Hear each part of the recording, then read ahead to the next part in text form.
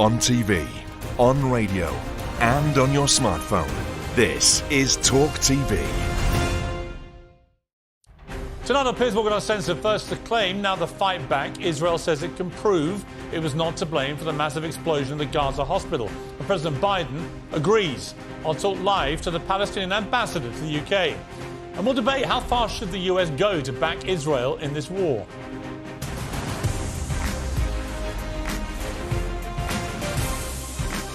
Live from the News Building in London, this is Piers Morgan Uncensored. Good evening from London. Welcome to Piers Morgan Uncensored. Much of the world threw its support behind Israel in the wake of the Hamas attacks of October the 7th. Landmarks from Downing Street to the Empire State Building and the Brandenburg Gate were illuminated in the colours of the Israeli flag. Quite rightly. It can't be repeated enough. That was a terrorist attack and the worst mass killing of Jewish people since the Holocaust. But as the Israeli response now intensifies, that backing will inevitably be tested and challenged. As we've debated on this show, what is a proportionate response to acts of terror like that, and who should get to decide that?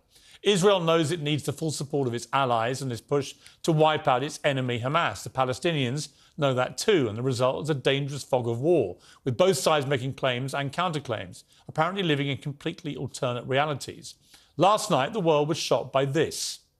We are now learning that hundreds of people have now died in a strike on a Gaza hospital. Israel has thrown any caution to the wind. 500 Palestinians are said to have been killed in an explosion. One of the most deadly attacks of this conflict so far. Between 200 and 300 people were killed in a bombing targeting a hospital. That's according to a spokesperson for the Palestinian Health Ministry. Well, authorities in Gaza City, which is controlled by Hamas, said an Israeli rocket destroyed the hospital, killing 500 people. As I said at the time, if true, this would be a major turning point in the war, and the consequences were immediate. Jordan cancelled a summit with President Biden. Mahmoud Abbas, the Palestinian Authority president, cancelled his meeting with Biden too. Condemnation poured in from everywhere. Then it began to get a little more complicated. The Israelis first denied that any hospital was a target, then said the rocket was fired by Palestinian terrorists. They said it misfired and landed in the hospital car park, and they had the evidence to prove it. Tonight, the White House said it's seen that evidence and that it agrees. This was President Biden shortly after arriving in Israel today. I was deeply saddened and outraged by the explosion at the hospital in Gaza yesterday. And based on what I've seen, it appears as though it was done by the other team, not you. But there's a lot of people out there not sure. So we've got to overcome a lot of things. Well, it's not a game. There are no teams here. It's a deadly serious war. But the other serious point here is that rushing to judgment is a big mistake. October the 7th was a terrorist attack. This is a war.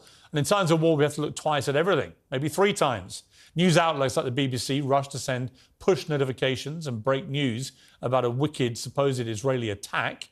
Now the BBC's own Verify unit is citing a large pile of circumstantial evidence that the blast originated in Gaza, and none of it, in fact, came from Israel. In these febrile times, we should trust sparingly and question everything. And remember this, whoever did blow up that hospital, a lot of innocent and vulnerable people died. To discuss the war in Gaza, I'm joined by the Palestinian ambassador to the UK, Hussam Zomlet. Ambassador, thank you very much indeed for coming in. I do appreciate you taking the time, particularly at a time like this, to come to the studio. You were very active on Twitter from the moment that this hospital was hit.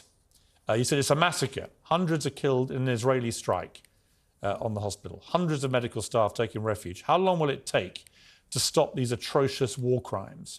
You then said waiting for UK government condemnation of this atrocious act of mass murder after being directly hit by an Israeli airstrike.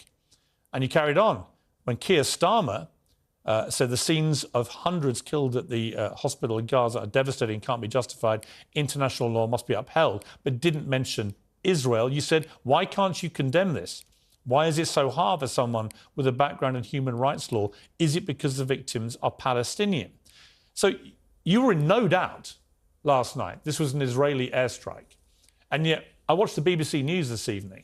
They did an extensive investigation of everything that's available at the moment by their Verify unit, specifically designed to cut through any partisan rhetoric and get to reality. And based on circumstantial evidence, as they said, but the clear conclusion of that investigation is it's far more probable that this was actually fired from within Gaza. It was a misfire, and it landed in the car park next to the hospital. And they cite, for example, the crater is tiny by comparison to the kind of crater you would see from a conventional Israel missile, and so on.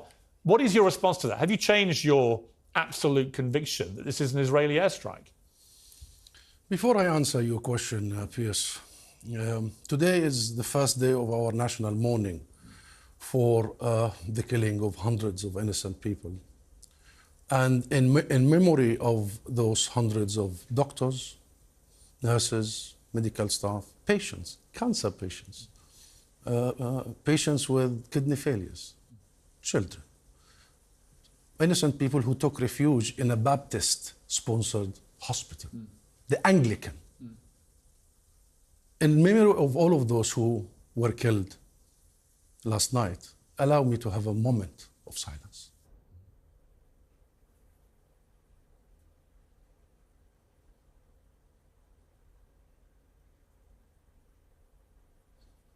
Now back to your question.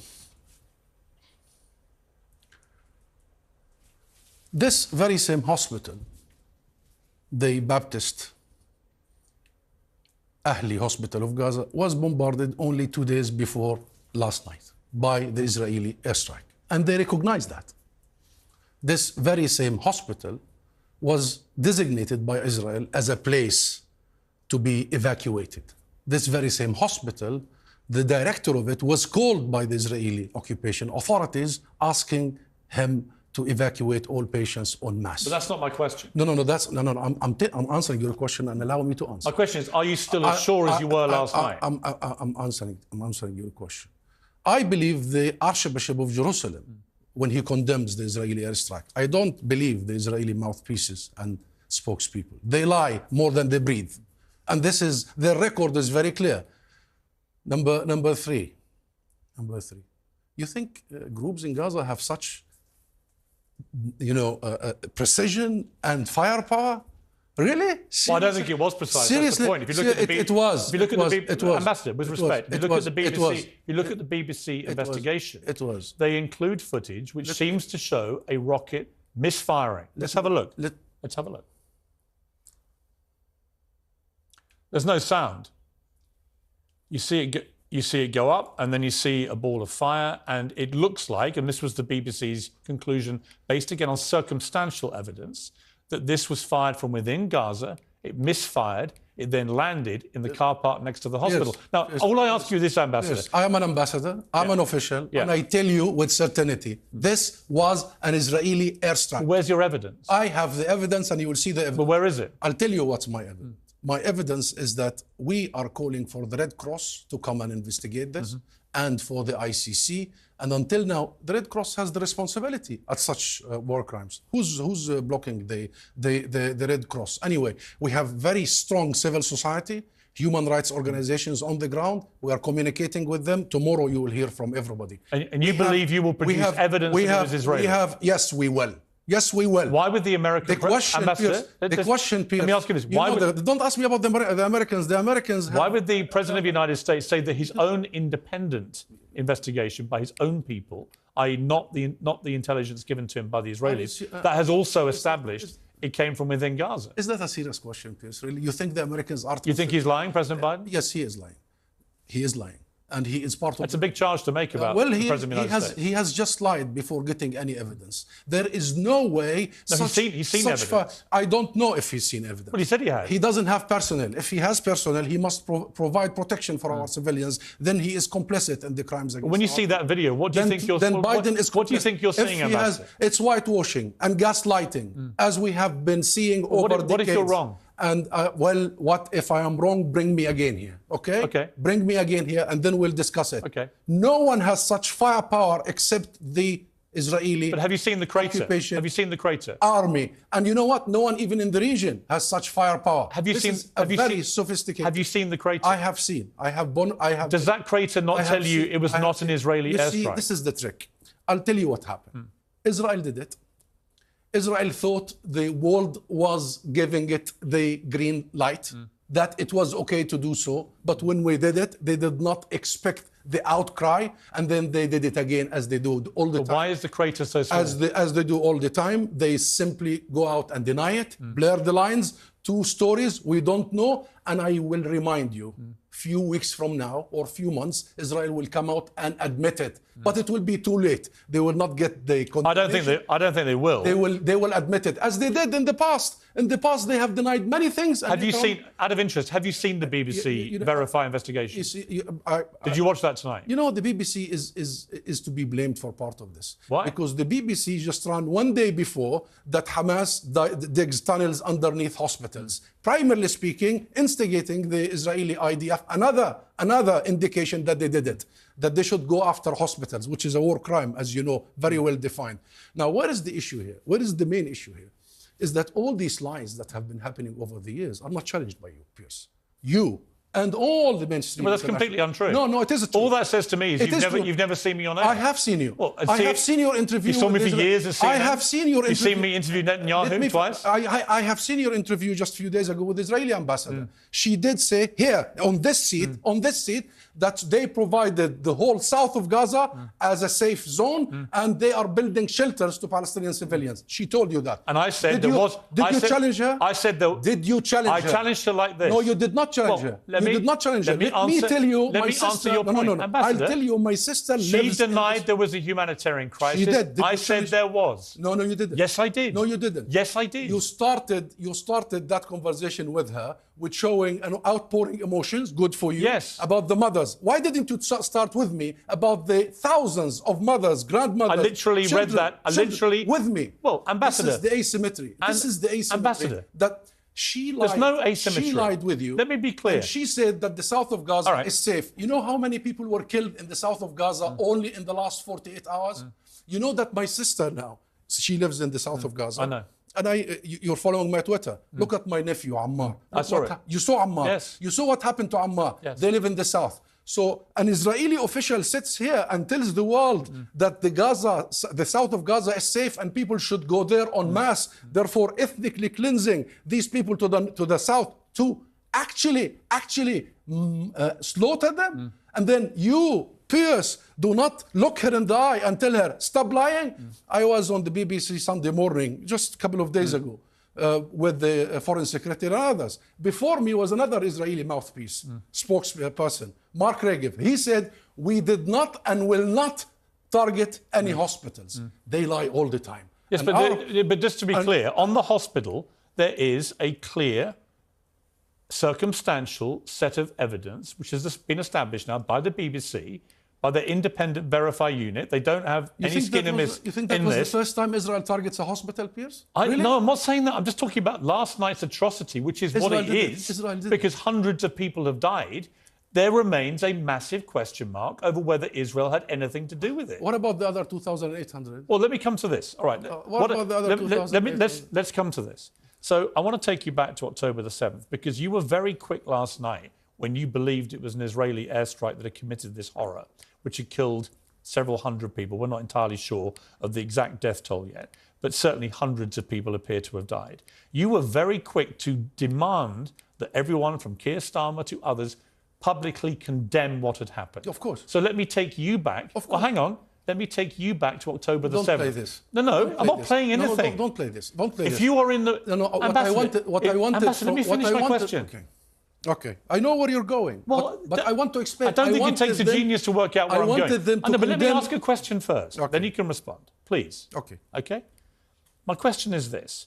You're very, very keen to demand that political leaders, including Sir Keir Starmer here, publicly condemn an attack on a hospital which may not have been Israel, right? And you repeated that throughout your evening on Twitter, right? That's true. But what you are not prepared to do yourself as the ambassador to the UK, because I've checked your Twitter feed and you've not done this, and to my knowledge you've not done this in public, you're not prepared to condemn Hamas for the slaughter of 1,400 innocent people in Israel on October the 7th. So I give you the chance, given that you want others to condemn acts that kill people, even if they're not responsible, given that Hamas have brazenly admitted responsibility for what they did, are you prepared to condemn it? Piers, you know, this game and this narrative. It's not a game. It's a game. It's a game. It's a game. Why? I'll tell you. Why should you demand condemnation of people dying, but not be prepared to condemn it yourself? Allow me to explain it to you and to your viewers Okay. why it is a game, and a very vicious, unfair,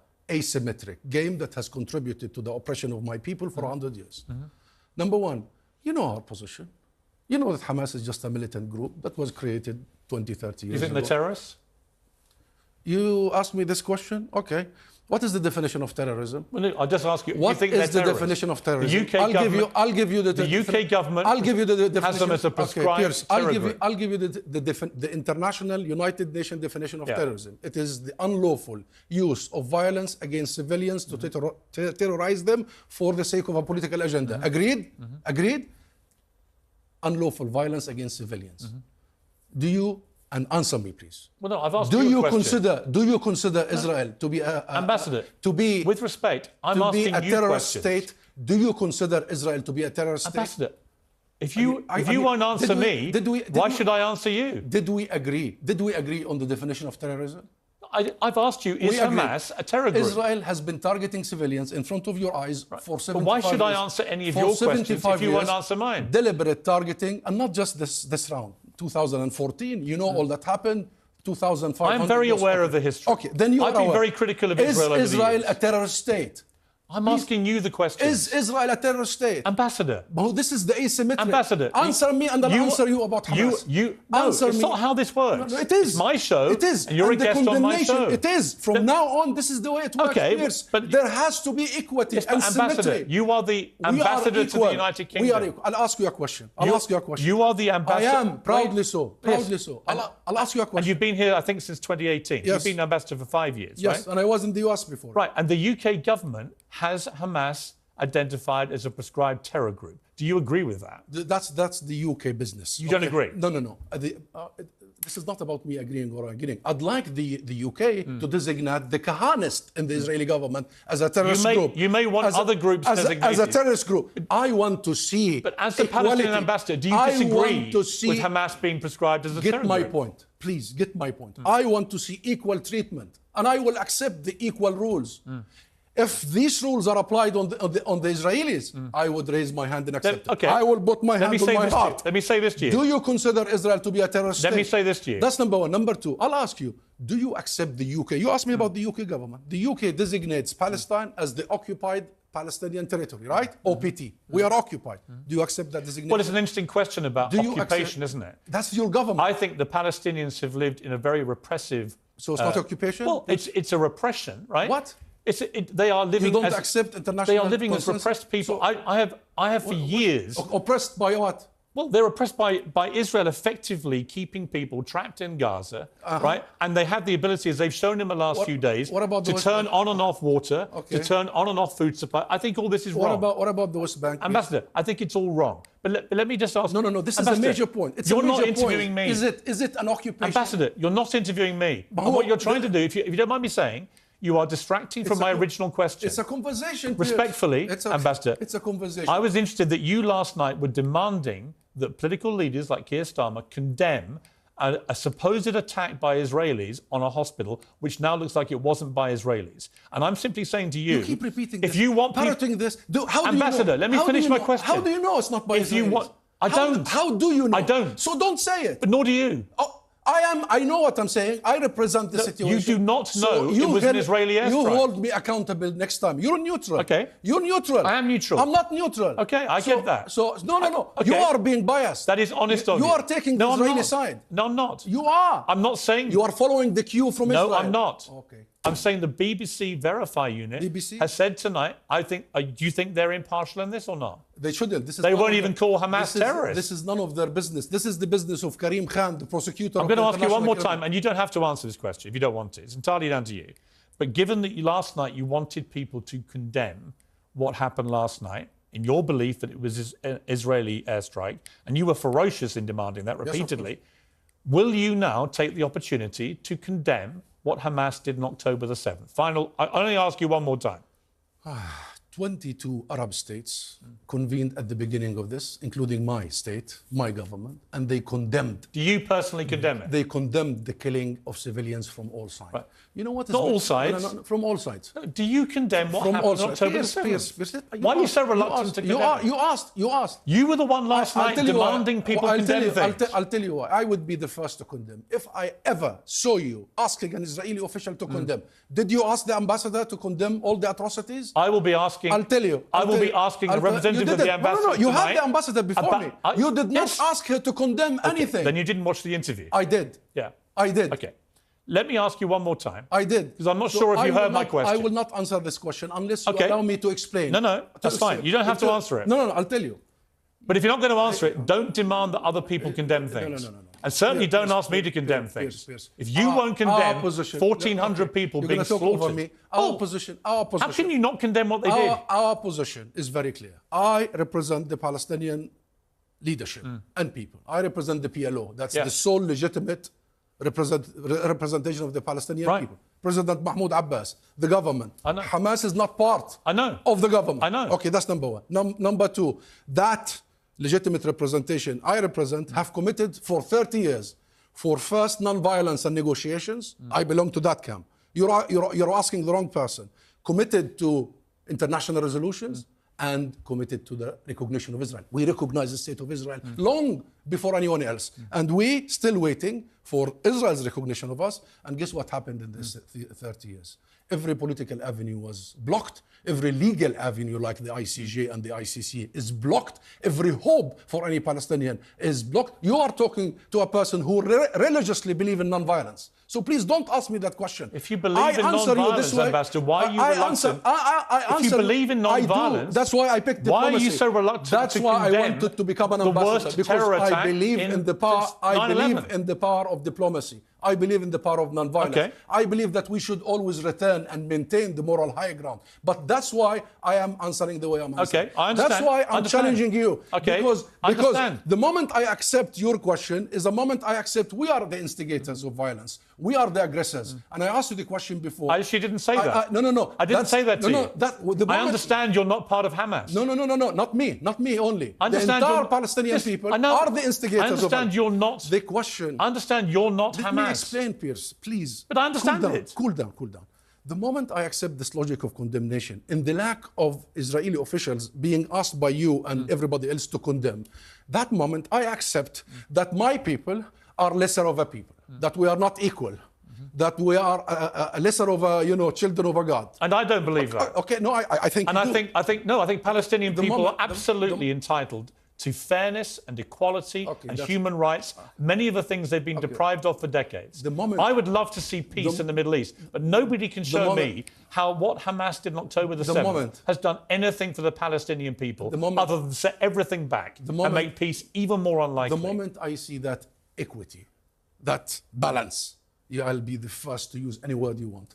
But so long as there is this imbalance, this racism against Palestinians, this consideration of us of being, 1/5. But I'm not racist against Palestinian people. I think there are people who are racist. I think anti-Palestinianism is flourishing everywhere. I think we are seen as to be less of value than the Israeli lives. Let me ask you I'll tell you how. I'll tell you why. Ambassador. You brought me here. You're bringing everybody. This has been the focus of everyone. You have located your moral compass on the 7th of October. No. Did you locate your Did you locate your moral all compass? All that says to me is... Did you locate your moral compass on the 200 people killed this year in the West Bank? I've covered... Did you bring me to discuss the many Palestinians who were killed only in the last few months? Ambassador. This is the... That's Let me try what I'm and respond calling. to you. Okay. I've been a journalist for 30 years. I've run major national newspapers. I had a daily show at CNN for 4 years. If you actually go back and look at what I did, including, for example, a 2-year campaign against the Iraq War, which I thought was an illegal invasion of a Middle Eastern country. So please do not pigeonhole me as somebody that has no compassion for Palestinian people. But don't generalise. You oppose the war. I've been getting Palestinians on all week.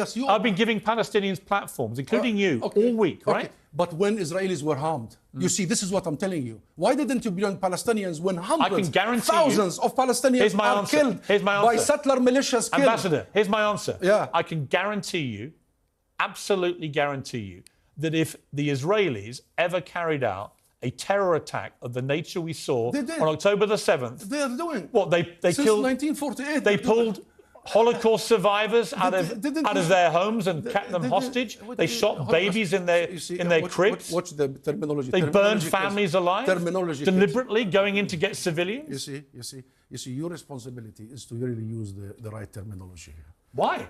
This is indisputable. All of the words. All that happened. You are invoking many things here. You've just invoked terrorism. You are now invoking ISIS. You don't dispute it was a terror attack, surely? You are now invoking ISIS, and you spoke about... I haven't mentioned ISIS, but for the record... You did. Not with you, but for the record, with everybody. I do believe there's a parallel between what Hamas has done on October the 7th and ISIS. No. Okay, you see... You don't agree? The Israeli...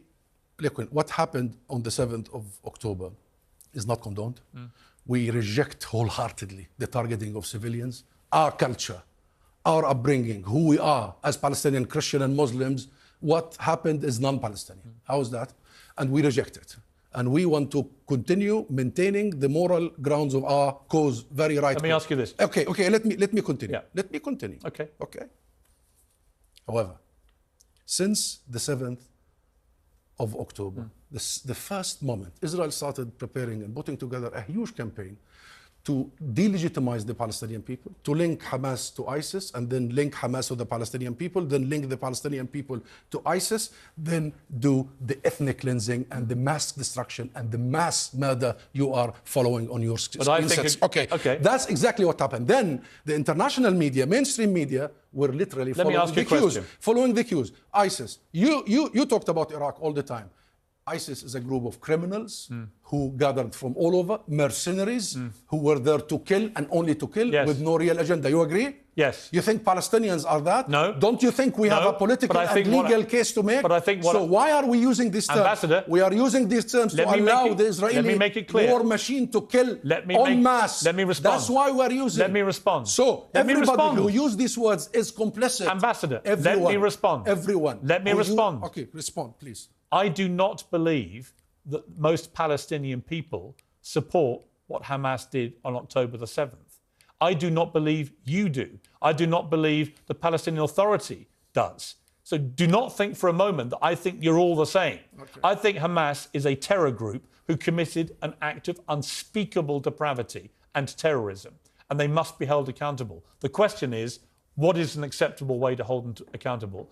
I do not believe a full ground invasion will do anything but make this 10 times worse, for the record. But let me ask you this. There are 200 hostages, I think 199 hostages being kept by Hamas. Should they be released? Yes. They include children, they include Holocaust survivors. What is your view? Yeah, all hostages should be released. First of all, they should be kept safe and protected, and they should be released, but hostages from all sides. How do we get to peace here, Ambassador? Final question. We have 5,000 hostages in Israeli jail, also including children and women. Let me ask. We have many of them. You made your point. Who are rounded there without charge or trial. Let me ask you. Everybody has to be released. I've got to wrap this. The final question. How do we get to peace from here? It seems to me, after 30 years of covering this conflict, we've never been further away from peace between Israel and Palestine. How do we get to peace here? By listening from your heart and your brain that this is a people's struggle for 106 years. 106 years because it all started here. The Balfour Declaration by the British Empire, where they promised our land without consulting us. And they turned us in that 67 words into non-Jewish minorities. We were 98% of the population. We had lived there for millennia. We were the cradle of civilization. We produced every prophet. Palestine is the birthplace of Christianity. We were literally the hub of the region, the linkage between Europe, Asia and Africa. And all of a sudden we are only a non-Jewish minorities. And then Britain took over our land. And not only they denied our peoplehood and nationhood in 1917, but they denied us during the mandate our statehood, because the contract with the League of Nations was Britain will come and take mandate of Palestine to prepare us and to recognize us as a state as Palestine. You know what happened in the Nakba and the mass expulsion, the Jewish militias at the time ethnically cleansed 2/3 of our nation, including including my own parents. So I know the history, and I have great sympathy, by the way, with what happened to Palestine. Since then, my people, 67 and the military occupation that we discussed, since then, this is a people struggle for freedom, for justice, for equality. This is a people's cry to survive. How do we get to this peace? By full application of international rules. We did not create the post-World War II two-state solution? Yes, of course. Israel has to end its occupation that began in 1967. Refugee rights must be respected in accordance with international law. Two neighborly countries can get together with neighborly relations. Okay. But the Palestinian people have the right to defend themselves, and a state. We don't have an army. A state has an army. A state will do so. So occupation is the root cause of all this discussion. I have to end it there. We've had half an hour. I appreciate you coming in. Thank you very much. I understand the passion. As you say, you're not an impartial person in this. I understand that. And I wish your family all the very best in Gaza. I mean that very sincerely. Thank you. I hope they're okay. Thank you. Thank you for coming in. Well, Uncensored next to hear from an Israeli government spokesman, and as Israel prepares a ground offensive in Gaza with the lives of many hostages, perhaps on the line, I'll hear from the former head of the British Army.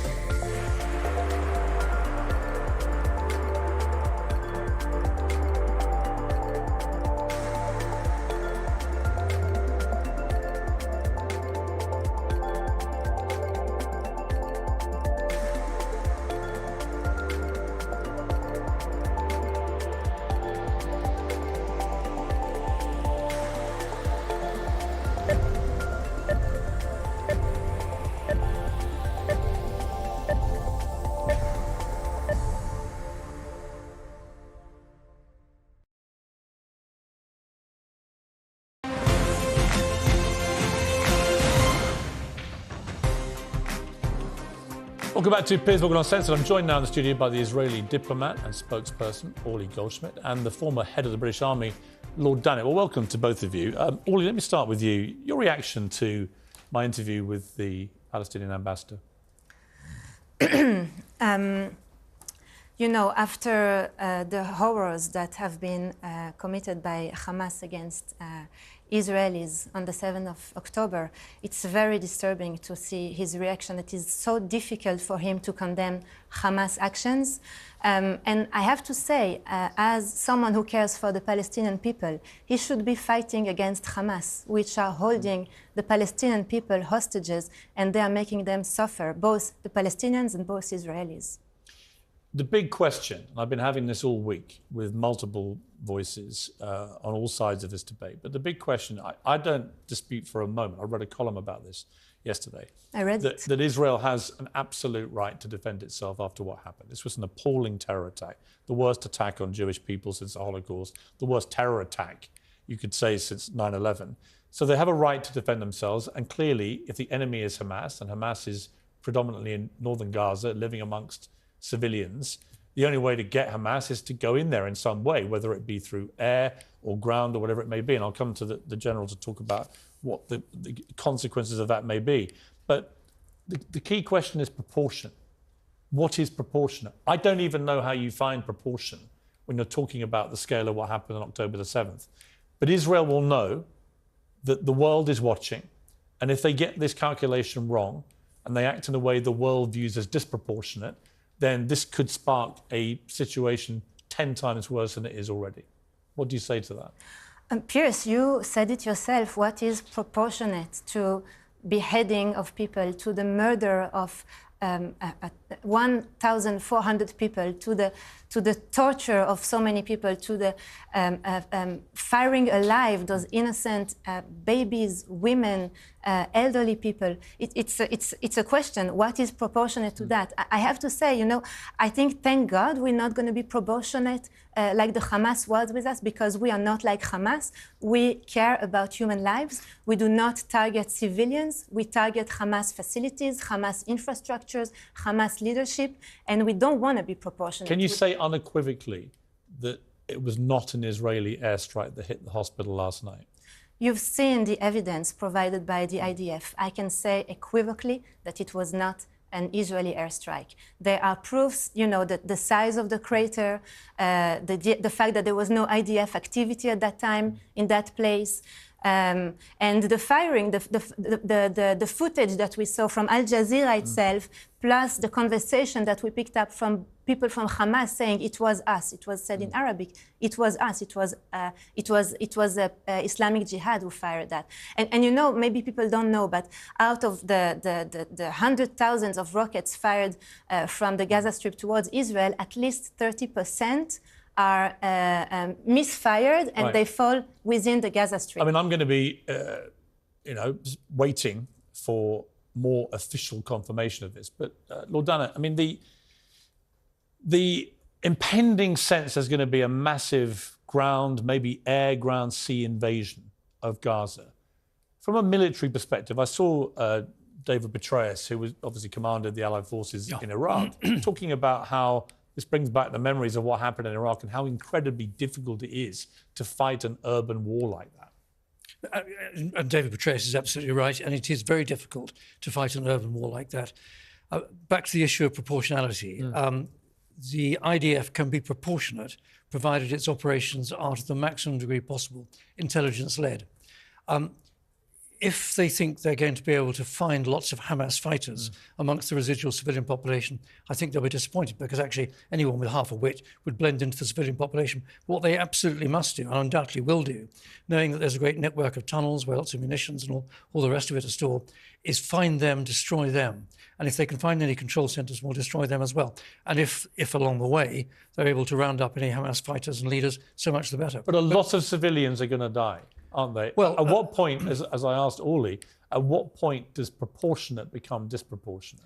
It becomes disproportionate if to the watching world the actions of the IDF are not as careful and measured as they can possibly be. Of course, in any situation, you're going to use violence, you're going to use force, and there will be, that awful term, some degree of collateral damage. But so long as that's kept to the minimum, and it really does come back to this issue of the hospital being struck yesterday. It is a hospital that's run by the Church of England. It's run by the Diocese of Jerusalem. It was struck on Saturday last week, and the Diocese of Jerusalem got in touch with the Israeli government and said, that's our hospital. I'm absolutely certain that any clear-thinking military planner on the IDF side would not then strike at a hospital again. And of course, the other side, this gets back to exactly the issue of proportionality. Of course they'd want to strike that. Of course they'd want to kill as many people as they can, but it's so easy to blame it on the IDF, and the whole world's narrative changes. And that's what's got to be changed back the other way. Uli, people are already saying 3,500 to 4,000 Palestinians have already died. That's just in 10 days since what happened. So that is nearly 3 times the death toll of October the 7th. With every image we see of a dead child in Gaza, of a dead woman, whatever it may be, the anger grows amongst the Muslim population around the world. We're seeing that today. How does peace get found through all this? How do you get to peace? You know, there's something I want to raise here, because for the last 11 days, and we saw that even more so yesterday evening and today is in the headlines, many mainstream broadcast and newspaper decide to use Hamas lines as official Palestinians say, when we know that Hamas have been the one who've been murdering us and have no mercy for Israelis, for Jews. They still hold at least 200 people, Israelis, hostages. We don't know the situation. So to take Hamas as an official source of information, I think is really worrying. I think journalists today need to really think about the headline that they choose and the wording that they choose. And if they're not sure about some information, they need to verify. Yeah, I was shocked last night, I'll be honest, when I was seeing the BBC and ITN and others all just assuming it was an Israeli airstrike because Hamas told them. I mean, I found that absolutely reckless. And if I can add, the words that they're choosing have implications throughout the whole Middle East. Of course, well, we saw the implications. You saw immediate protests breaking out outside Israeli embassies all around the region. These are dangerous consequences of reckless talk. General, we look at this with very bleak hearts, I think. You know, the prospect for peace has never seemed further away, but also the prospect for this spiraling out of control into something much more serious also seems to have never been more potentially a scenario we should look for. What do you feel? Well, I think you're absolutely right. And of course, the sadness is, go back just a few weeks and months, then there was a warming of relations between Israel and Saudi Arabia and the UAE, and that was actually very hopeful. Now, who was going to stand to lose out of that? Basically, it's Iran. Yes. So we know that Iran has a major influence over Hamas, but you raise the issue of escalation. The thing that really worries me is Hezbollah in southern Lebanon. Yeah. The last time I was in Israel, it was made quite clear to me that the amount of rocketry and missiles that Hezbollah has got could cover and strike the whole length and breadth of Israel. And the Iron Dome system, as good as it is, runs the risk of being overwhelmed. And the IDF made it quite clear to me that if that happened, they will really have no option but to retaliate in a major way. And that might even include striking targets in Iran. So we absolutely have to hope and pray that this does not escalate. And I think Iran is benefiting to a degree that we're now seeing a cooling of relationships between Israel and Saudi Arabia and the UAE. But I think that's as far as they probably want to go, because if there's a real meltdown, then Iran is going to find itself really isolated. And we mustn't forget, President Biden flew across, but there's 2 carrier groups in the Eastern Mediterranean. The United States is investing itself very heavily in a military and an obvious way, and also saying very closely to Israel, we support you. And Rishi Sunak on his way there now. I think it's tragic that a lot of major media organizations that should have known better jumped to a conclusion unverified. Which increasingly looks like the least likely conclusion, actually. I mean, the BBC's verified group appeared to have almost established, beyond much doubt, actually, that this was highly likely to have come from inside Gaza. And if you stop to think about it, that was always likely to be the outcome. I mean, what did the IDF have to gain? Nothing. They're actually much cleverer, they're much better at targeting than that. You did not need to put a large explosive ordnance into a Christian-run hospital, which had thousands of people taking shelter there. It just defies any kind of military logic. You've done it. Got to leave it there. Thank you very much indeed for coming in. Uli Goshua, thank you very much indeed for coming in. I appreciate it. Uncensored next. President Biden pledged today that the world will not do nothing. How far should the US and the world go to support Israel?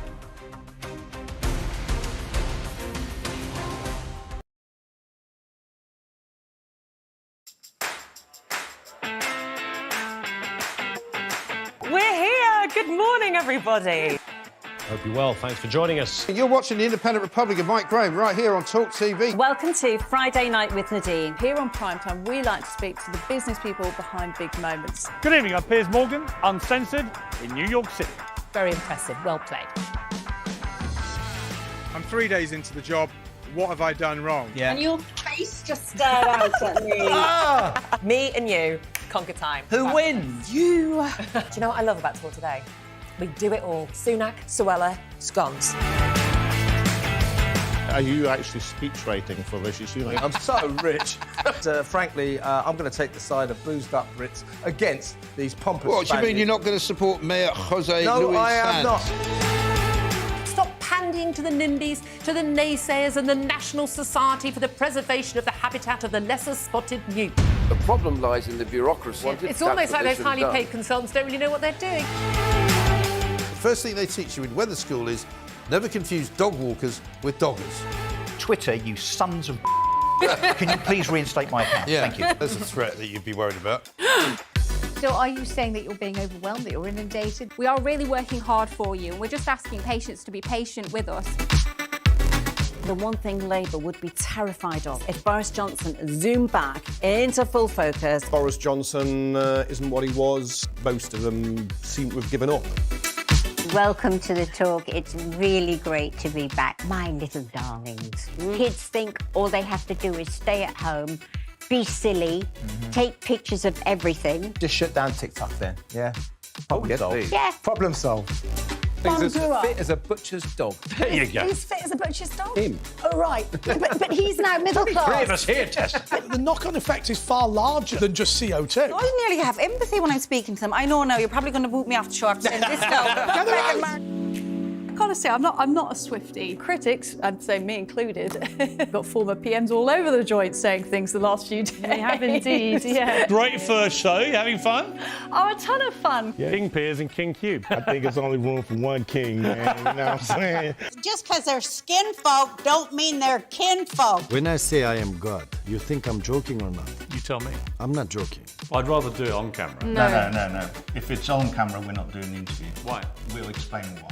How do you feel about that influence that you have? You better be careful. We're coming for your children there, buddy.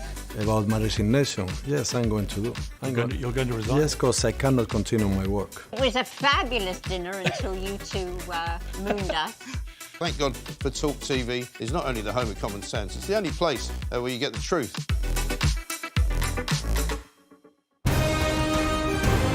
This is Talk TV.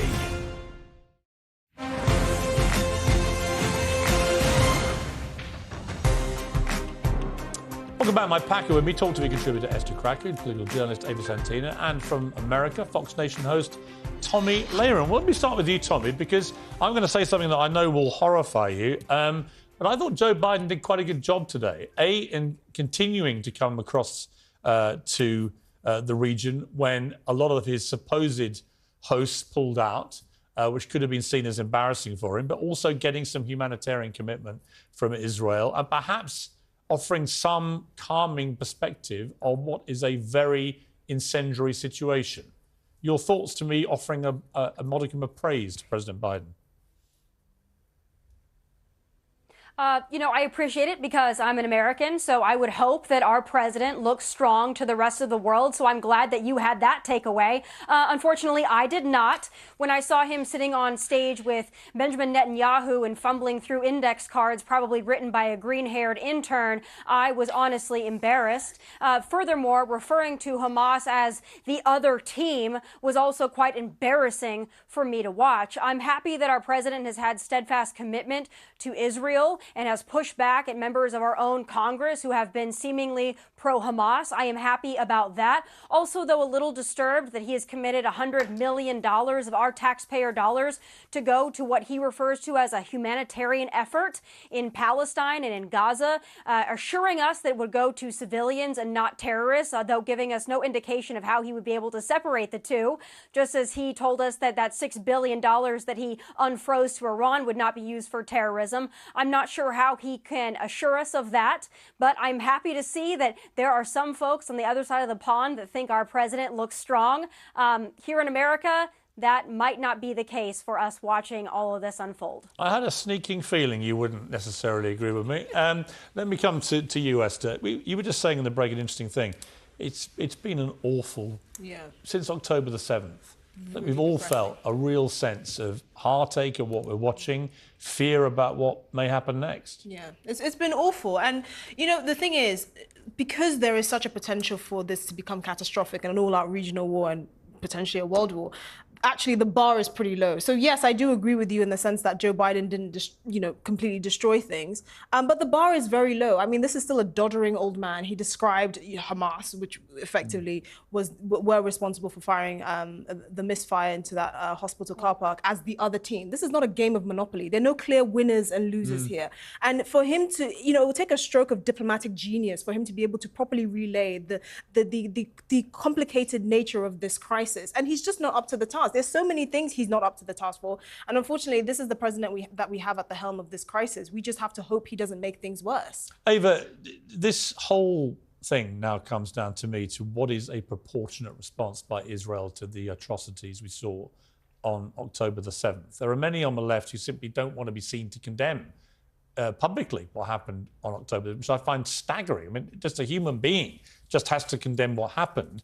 But what is a proportionate response? What is Israel supposed to do in the wake of such a horrific series of attacks? Well, as someone with no military background, I don't think I'm the one to answer that question. And I do think... But morally, what do you think they should do? Morally, I do think the left have condemned Hamas. And I do think, Hamas are terrorists. And I do think that is something the left are saying. The argument, which has changed dramatically this week, is now about humanitarian aid. Last week, it looked like we weren't going to assist in getting any aid into Gaza. And I think that was a huge concern for people. The narrative on that has changed now. I actually agree. And it's changed because of President Biden's visit, I think. Well, I was going to say I agree with Tommy Lauren there. And today actually made me quite proud to be British, because I thought that Sunak today at Prime Minister's Questions, I thought that was a real president.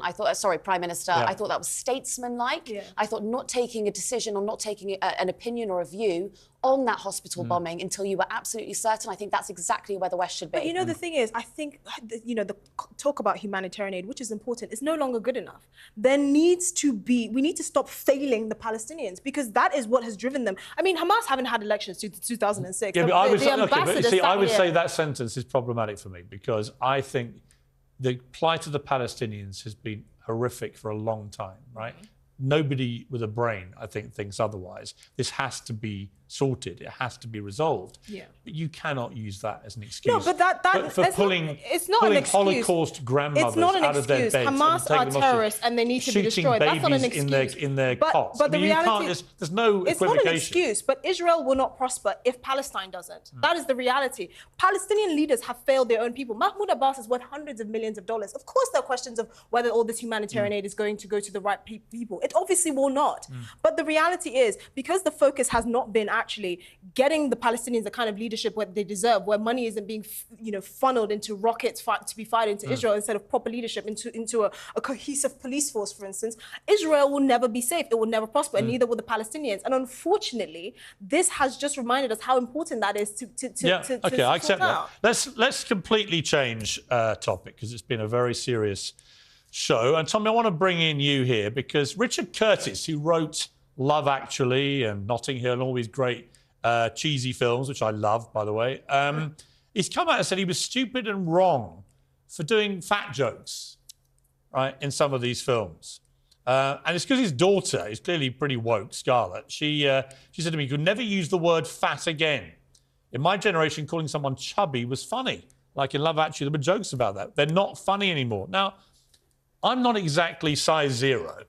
And I've had a lot of female panelists, co-hosts over the years do little chubby jokes. And you know what it makes me do? A, I laugh, and B, I go to the gym. It has a double beneficial effect on my well-being and health. Tommy, are we getting just ridiculously oversensitive? Should we not just be able to still laugh about people if they're chubby? Yeah, there are far worse things to be called than fat or chubby, but I'm actually far more concerned about the glorification of obesity, certainly something that we do here in the United States a lot. We look at Lizzo as some kind of an icon because she is grossly overweight. Yeah. So when we're talking about hurting people's feelings, that's one thing. When you talk about encouraging unhealthy lifestyles and diabetes, that's quite the other. So, you know, fat, chubby, it does make people feel nice, but when you glorify obesity, that's actually putting people in real danger. You know, so I wrote a column think about if we're going this. to choose between the two. Yeah, I wrote a column about this last week, exactly on that point. Ava, it's interesting. There has been a weird kind of move to celebrate being morbidly obese. And by that, I mean Cosmo putting people on the cover who are like, you know, 280 pounds and 5 foot tall, where they're clearly killing themselves through their enormous weight, and yet they are celebrated like this is body positive. It's not. Why are we doing this? I mean, we did that for how many years? What, 20, 30 years before that? Heroin chic? I agree, but that's the same. You know? But just as damaging. No, but that's what it is for most women who are on those covers. You know, most women aren't naturally a size 6 to 8, which is what you need to be on the, you know, to be on the front page of a magazine. And actually, they are killing themselves in the same way that you argue that if people are larger, they're not healthy. Neither are the skinny girls. I think they're both equally harmful. But on this Richard Curtis thing, I just read it. I love Richard Curtis. I think he's an absolute genius.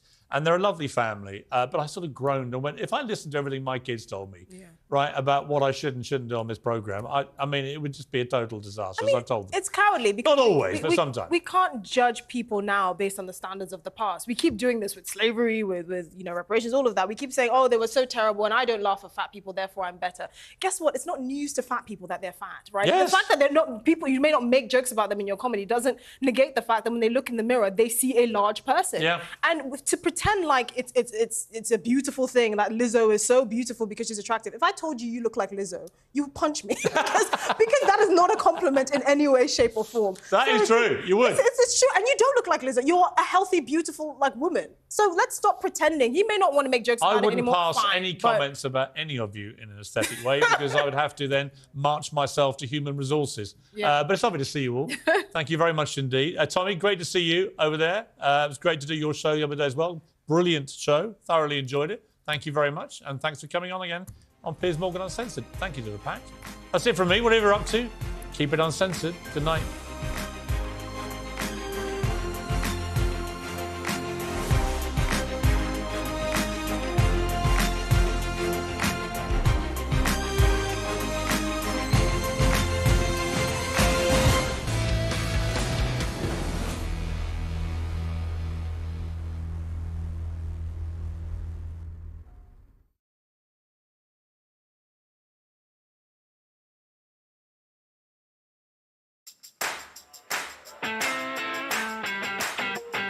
We're here. Good morning, everybody. Hope you're well. Thanks for joining us. You're watching the Independent Republic of Mike Graham right here on TalkTV. Welcome to Friday Night with Nadine. Here on Primetime, we like to speak to the business people behind big moments. Good evening, I'm Piers Morgan, Uncensored, in New York City. Very impressive. Well played. I'm 3 days into the job. What have I done wrong? Yeah. And your face just stared out at me. Me and you, conquer time. Who wins? You. Do you know what I love about Tour Today? We do it all. Sunak, Suella, scones. Are you actually speech rating for Rishi Sunak? I'm so rich. Frankly, I'm going to take the side of boozed up Brits against these pompous What, do you mean Spaniards. you're not going to support Mayor Jose No, Luis I am Sanz? not. Stop pandying to the NIMBYs, to the naysayers and the National Society for the Preservation of the Habitat of the Lesser Spotted Newt. The problem lies in the bureaucracy. It's almost like those highly paid consultants don't really know what they're doing. The first thing they teach you in weather school is never confuse dog walkers with doggers. Twitter, you sons of Can you please reinstate my account? Yeah, Thank you. there's a threat that you'd be worried about. So are you saying that you're being overwhelmed, that you're inundated? We are really working hard for you, and we're just asking patients to be patient with us. The one thing Labour would be terrified of if Boris Johnson zoomed back into full focus. Boris Johnson isn't what he was. Most of them seem to have given up. Welcome to the talk. It's really great to be back. My little darlings. Kids think all they have to do is stay at home, be silly, take pictures of everything. Just shut down TikTok then, yeah? Problem solved. Yeah. Problem solved. He's as as fit fit as a butcher's dog. There you go. He's fit as a butcher's dog.